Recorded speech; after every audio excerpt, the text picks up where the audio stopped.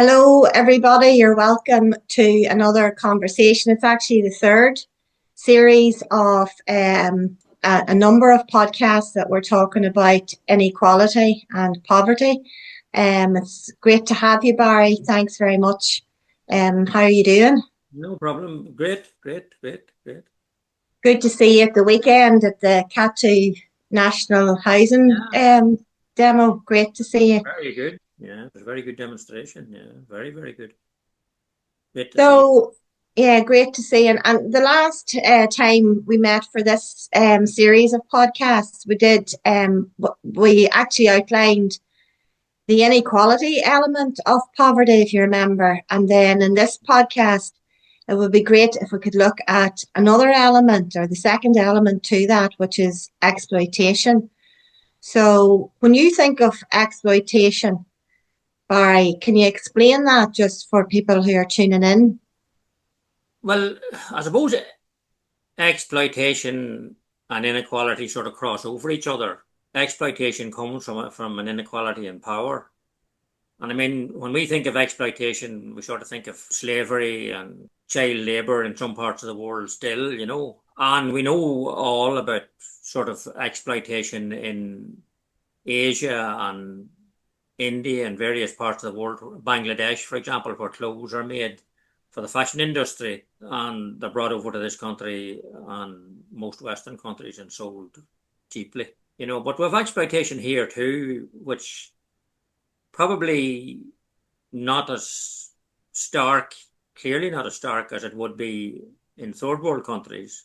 But it's an overriding factor in our economic system. I suppose it needs further explanation, but we can't really get into the detail of it in this here because it's linked to the system that we live in and the economic system that we live in, and we'll get into that at a later date. One of the time Like just sort of and we can explain that. I mean, we can't sum everything up in one single podcast. Like, no, definitely, it'll get there's too an deep. override.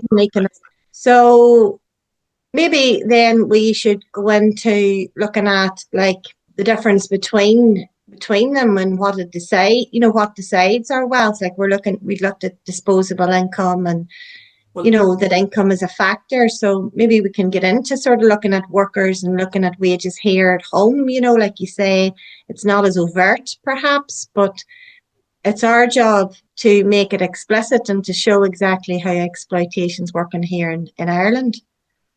yeah, and well, we know that income, I mean, our income and outgoings is what sort of decides our wealth.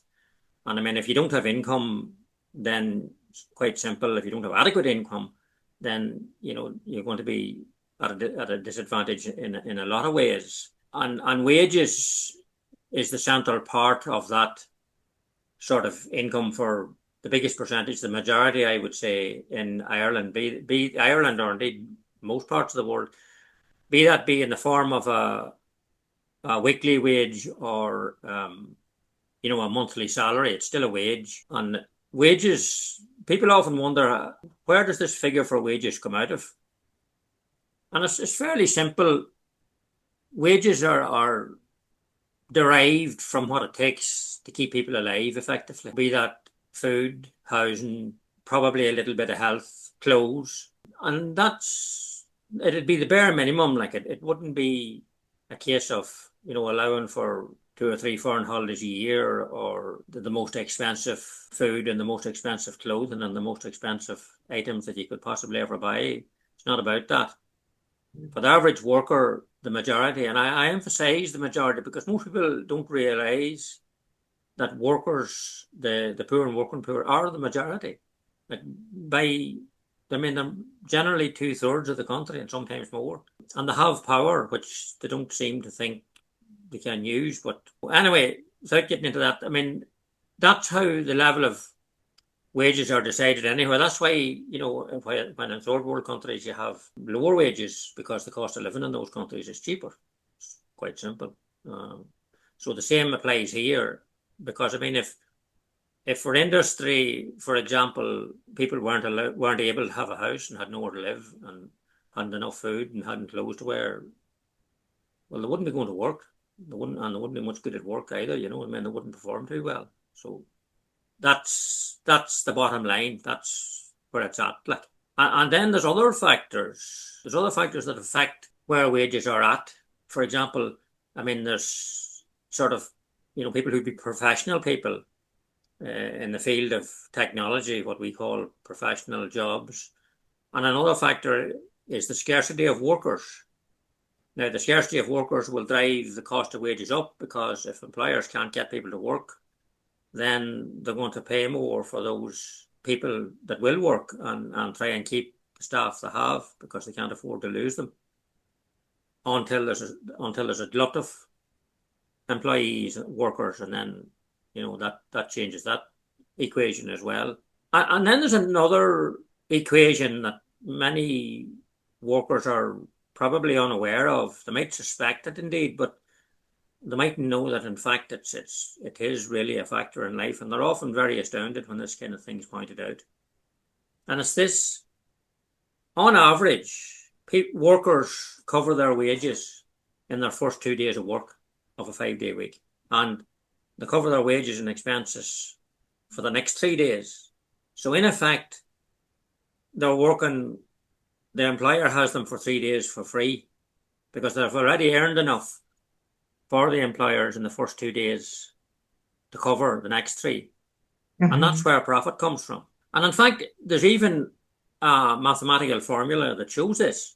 Now, it's another, again, it's like everything else. It's another area where you could do a podcast, a total podcast on its own, or indeed several podcasts. It's a very sort of detailed area. But people don't realise that. People don't realise that. No, so actually, for 3 days, workers produce for free. That's where the profit comes from. Like, yes. It's as simple as that.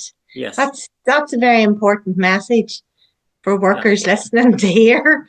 You know, most people don't realise that. And therefore, workers, I mean, this is a very clear example of exploitation. I mean, that's as clear an example as you can possibly get.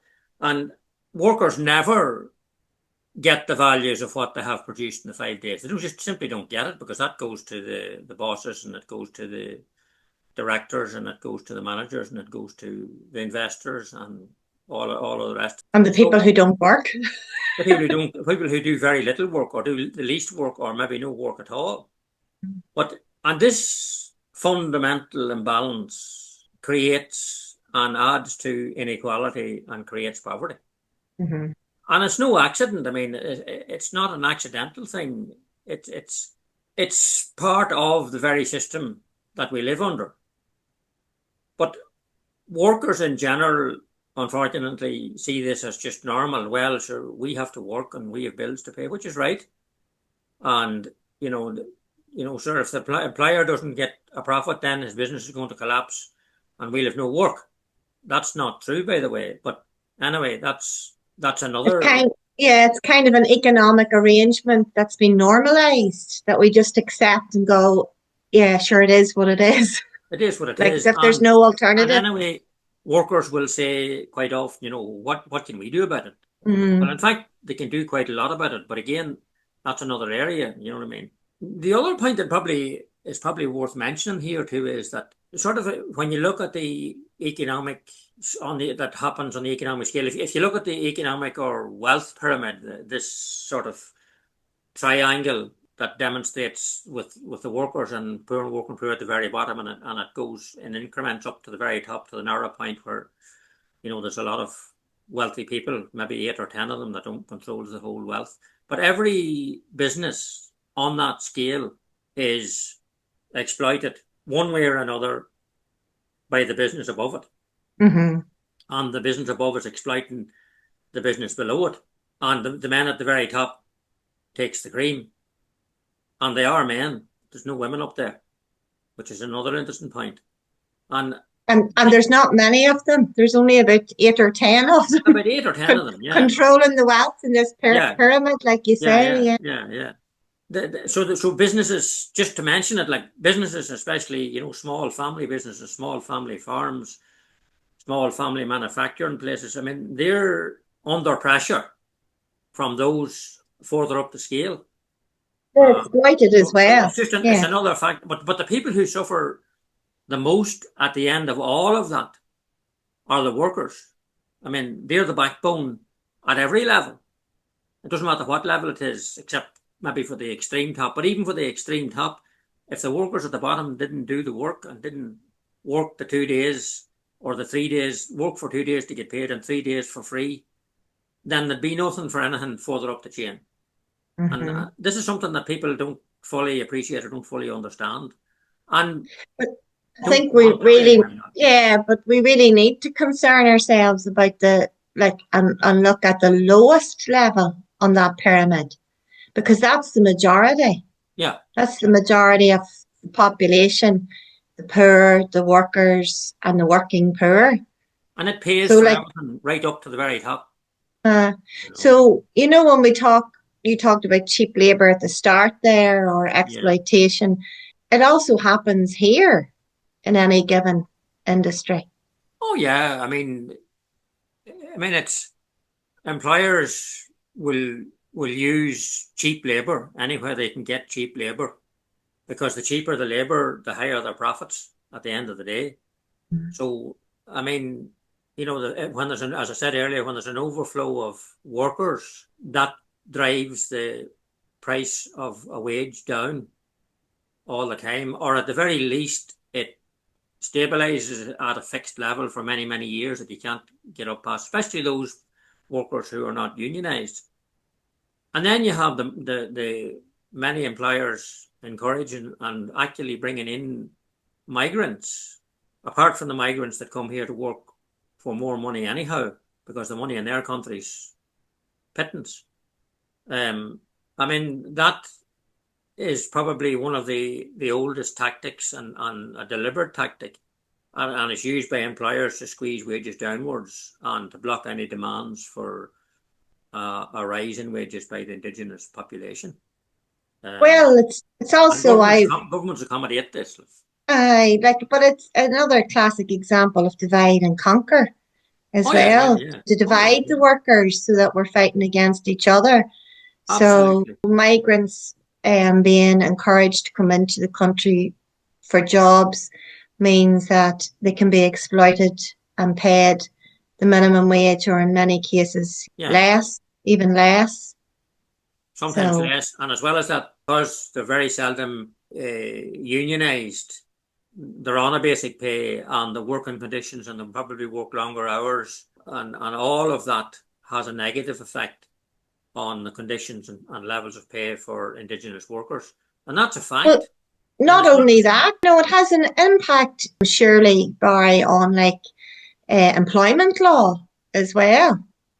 Oh, yeah. Because, if you're not in a union, or if you're working outside of the system for whatever reason, well, then you don't have the protection of employment laws as weak as they are, like, Yeah, you well, know. So, it's always light touch, and it's even more light touch whenever it comes to people from other countries working here. People who worked, Irish people who worked in England and America could tell stories of this for centuries, no problem, of how mm, they were treated the way they were treated and exploited, and also how they became the enemies of the local workers. mhm. And then you have women. Women are exploited in work all the time and have been. In the 26 counties, so called, the gender pay gap is unbelievable. I mean, even in the legal profession, where it's something like 35%. In the aviation sector, it's 33%. And in the insurance sector, it's nearly 23%. And banking is 19% effectively.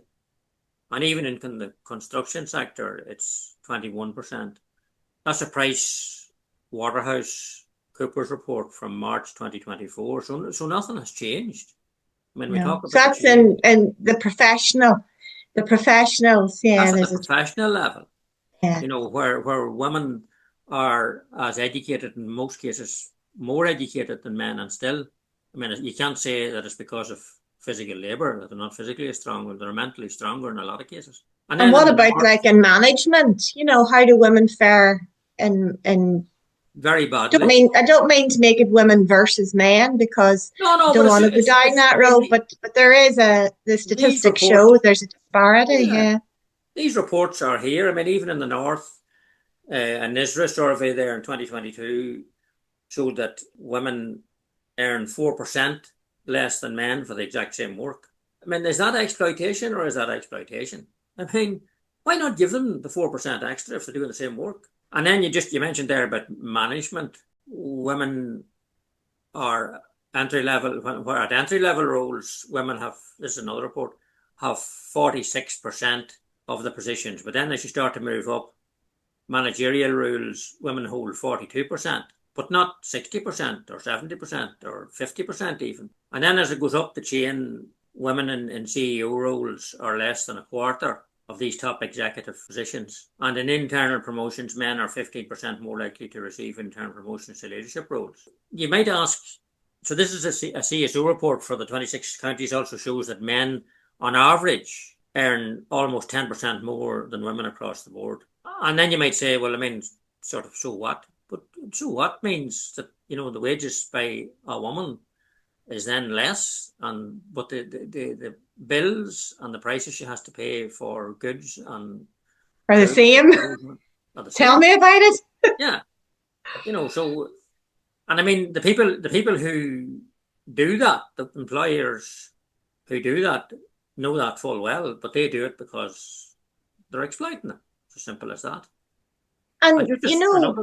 Go ahead. Barry, there was a report there that you had sent me, the Oxfam report. Like, for people who maybe don't have time to read that, could you give us a wee bit of a summary of the findings? Because I think that report also highlighted the issue of unpaid labour and women's labour as well, or underpaid and unpaid. Well, mostly unpaid. Apart from being underpaid, there's also unpaid. And the Oxfam figures globally for that is 12.7 trillion euros. 12.7 trillion, not million or billion. Trillion. 12.7 trillion euros of women's unpaid work and labour globally. And that figure is 3 times more than the global tech industry generates. I mean, it's massive. I mean, it's an astounding figure. I mean, it's a horrific example of exploitation. So, am I correct in thinking, just from memory, that women do 60% more 60% unpaid work yeah, compared to men? yeah. Okay. And women have 120 trillion, we're in the trillions again, 120 plus trillion actually, less wealth than men in the world. And yet, according to the World Bank figures, women are practically 50% of the world's population. Hello, we're here. You're there. So, I mean, that comes from the International Labour Organization. So, I mean, it means that effectively means that 10% or 140 million of the working women in the world live in extreme poverty.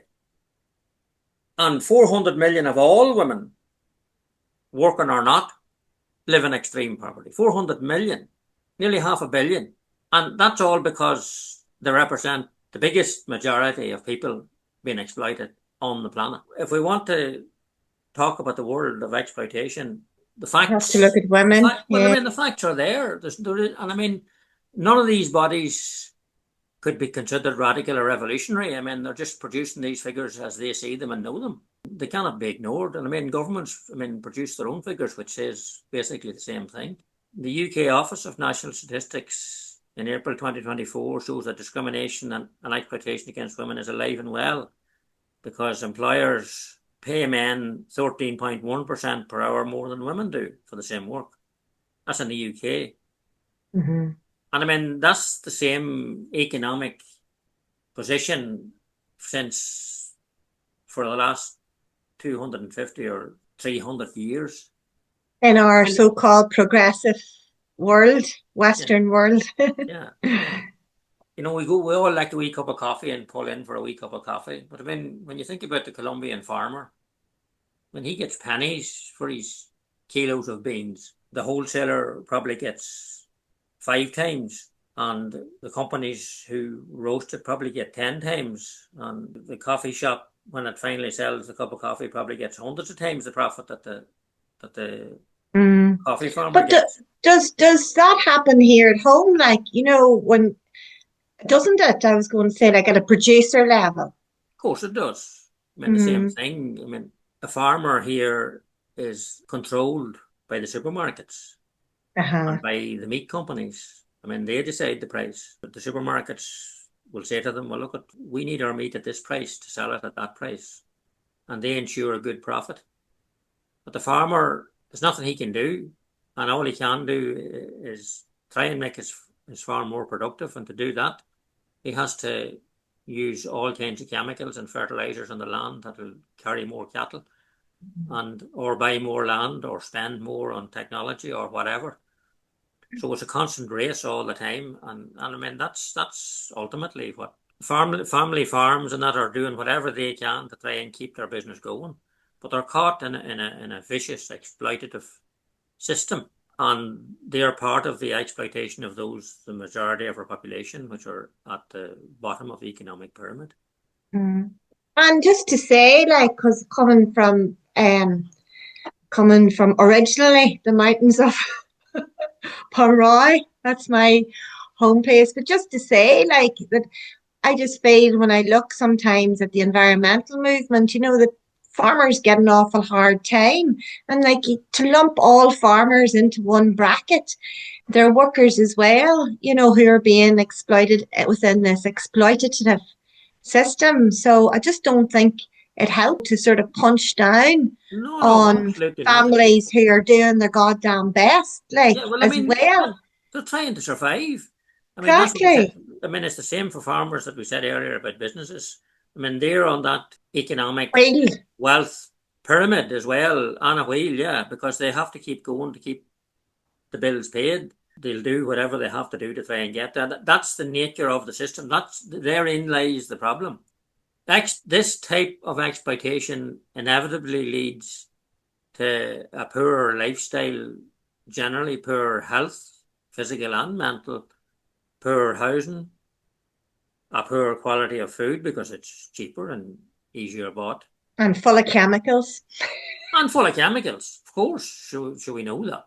And businesses are going to, in the middle of all of this, they're going to manipulate and exploit workers to do more for less, because they're under pressure at their end to make bigger profits and dividends for their investors. And if they don't, then they're gone out of business. So it's an integral part of the economic system. And it's not that it's an attack on employers or an attack or even an explanation just for workers. The thing of it is that this is the system that they're all caught in. We're all caught in it. And this is why the system needs to change. This is why it has to change. And we have only had this system for 200 or 300 years. So, Which keeps us all compliant, which keeps us all you know, compliant. through the And inequality, through the yeah, exploitation. We yeah, must toe because the line. it's a We great, must. it's a great leveler, because it means that you can't afford to bite the hand that's feeding you effectively, even though you're living in poverty or even though you're living under duress. And it's an inbuilt inequality for the minority who profit. And of course, they're going to keep that system propped up any way they can to ensure that they remain profitable and to ensure that they remain in the good times. Keep trickle down economics going, Trickle trickle down down the power economics. Well, it's till not it even. gets to like trickle, tiny, tiny, tiny wee bit. It's You can have a wee actually. up. It's not even trickle. It's drip down. It's a drip down economics. Well, I think that kind of, it's in a very succinct but simple way helps to explain, like, exploitation and even connecting. I think coming back home and putting it in the whole 2 days out of 5 is like such a shocker. You think about it and Yeah. in your own real life situation, going, oh my God, how profit is extracted and from us busting a gut to just have a wee holiday, And once a year. So, that's something that we can look at, aye, next detail. time, Yeah, possibly next time maybe we look look at at it. the economic system more, Yeah, how and it works. name it and sort of point out how it works. We sort of have an idea now that the way it works is poverty and exploitation and inequality is an inherent part of the system and necessary to keep the system alive. And it benefits a minority, and the majority do the work for a lot less of a reward and never get rewarded for what. Now, there's a reason for all of that, and that's something that we need to look at in the next. Yeah, next time. We're not out of time, but I think that's just enough to absorb right now. Thanks very much, Barry Murray of the Peadar O'Donnell Socialist Republican Forum, and I'm Róisín from Social Rights Ireland. Thank you, Barry. So we'll see you next time. Slán go fáil. Slán.